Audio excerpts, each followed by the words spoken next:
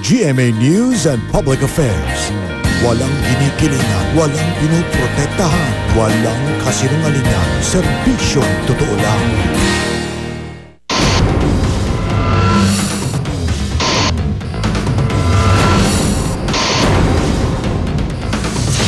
Tila mga matang nakabasid 24 oras.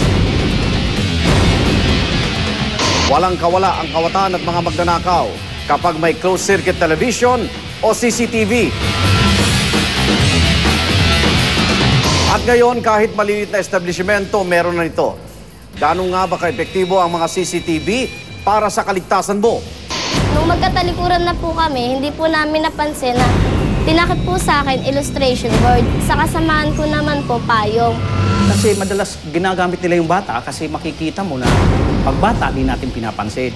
Kumawa naman yung bata. Kaya mong isipin mo hindi naman talaga siya likas na siya magnanakaw. Pero ang CCTV po, pag may nakalagay niyan, siguro laking deterrence yun na makagawa ng krimen. Magandang gabi, ako naman Arnold Clavio. Oras na ng totoong drama at aksyon dito sa Rescue!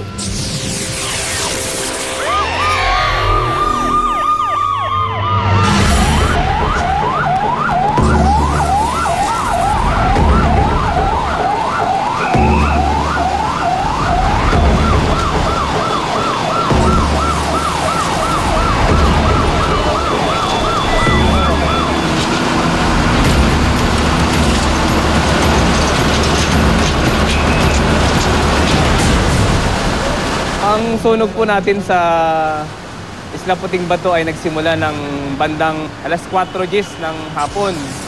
At umabot po ito ng Task Force Bravo. Malaki talaga yung apoy, napagalaki. Hindi talaga maagapan na. Marami pong nawala. Lahat? Sunog lahat po yung gamit namin. Ito lang na ligtas namin, Nagpanik talagang pinaubaya ko sa anak kong na intindihin nila kami nang bahala mag-asawa mag-ikot ng mga gamit.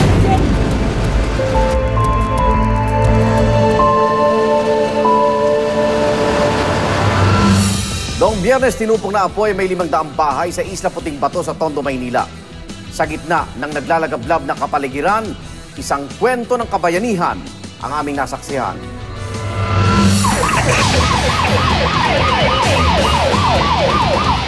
Pagdating po namin doon open fire naman po.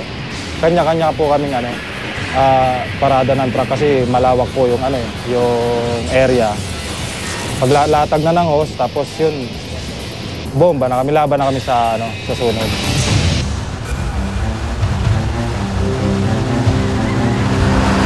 Ang kalaban mo po ngayon doon sa malakas na hangin, tsaka yung mga sumasabog ng mga LPG po.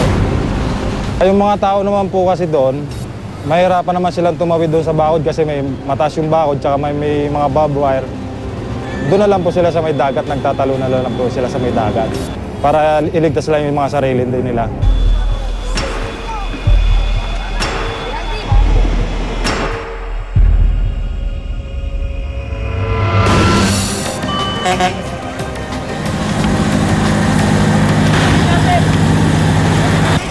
Nag-initiative na kami na kasi yung hangin papuntang kaliwa. Ngayon, yung mga tao namin, inano na namin na kumuha sila ng mga ladder. Para yung mga tao doon na matatrap kasi nagpapanik sila Ngayon, sinabi namin na wag sila magpanik. Tapos yung mga paleta ng paving blocks, nilagay din namin para mas madali. Tapos yung may mga barbed wire sa bilang protection sa perimeter fence.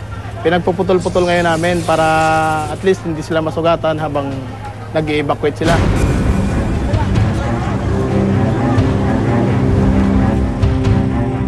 Meron po doon na isang lugar na tinibag na lang po yung pader para yung mga taong natatrap doon sa loob ng sunog, doon na lang sila lumabas. Tumagal po yung sunog ng mga 5 oras po. Sobra po kasing laki ng sunog na yon. Na halos wala na po talagang matira sa mga kabahayan.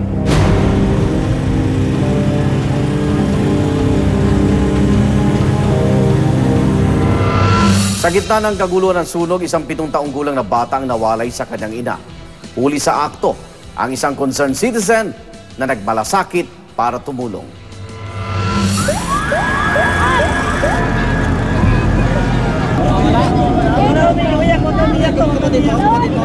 Meron po tayo naliligaw na bata po, oh.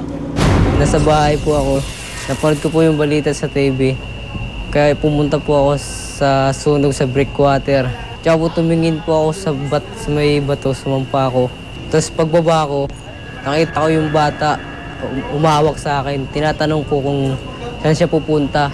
Sabi niya sa akin, sasama daw siya sa akin. Tinulungan ko po yung bata kasi naawa ko doon kasi umawak kasi sa damit ko eh. Gusto ko nga siya iwanan pero di ko maiwanan kasi mahigpit yung hawak niya sa damit ko. Kaya hindi ko siya iniwanan kung hindi sa mabuting kalagayan yung bata. Yung nanay sa maraming nanay ang nawawala, ang naghanap ng anak nila. Kanina ha? Tama ka na sa kanila ha? Kilala mo si ma'am, di ba? Kilala mo ako, di ba? Ha? Ay, tanong yung muli sa akin. Kawawa ka muna. Ama na kay ma'am, dali. Hanapin natin mama mo ha? Baka yung mama niyo nating sa Dilpan. Yung dinalang bata sa amin ngayong gabi ay si Mark Justin Alagon.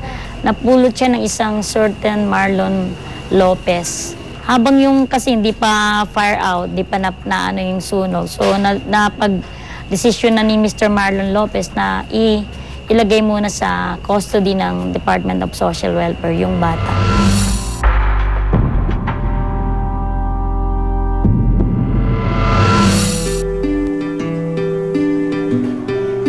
Nagpunta po kasi kami sa Barabarangay nung una. Tapos lumapit din po kami sa DSWD sa may tondo po sa gilid. Tapos sabi po nila, baka wala pong itin-turn over doon, baka daw po dito. Magtanong daw po kami.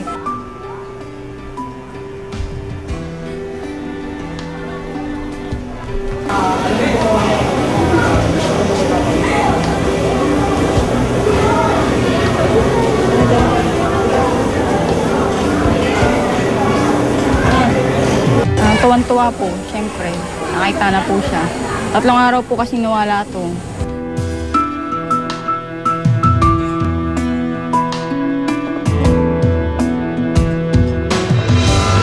Kasi madalas ginagamit nila yung bata kasi makikita mo na pag bata, di natin pinapansin. Kumawa naman yung bata. Pero kaya mong isipin mo eh, hindi naman talaga siya likas na siya bang nanakaw. Magkaiba man ang mundo.